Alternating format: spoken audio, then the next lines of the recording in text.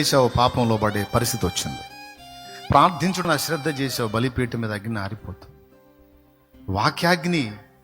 వాక్యాగ్ని నీలో చల్లారిపోయింది. వాక్యాగ్ని ఉండాల్సిన దగ్గర అన్యాగ్ని చేరింది. దేవుని అగ్ని, దేవుని కొరకు నిన్ను మండించాల్సింది. లోకంలో ఉన్న అన్యాగ్ని నీ గుండెల్లోకి చేరి అది లోకం కొరకు నువ్వు పరిగెత్తేటట్టు నిన్ను రేపుతుంది. పిచ్చిదానా, రేపుతుంది పిచ్చోడా. తెలుసుకో, జాగ్రత్త పడు.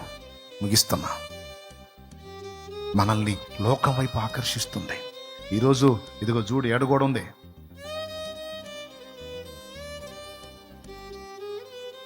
ఇది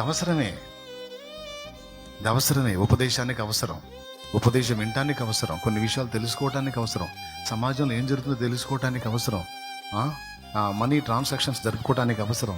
కొంతమందికి జాబులో ఇది తప్పనిసరి, స్టడీలో తప్పనిసరి కాదని నేను అనట్లా, కానీ అంతవరకు ఇది నా పట్ల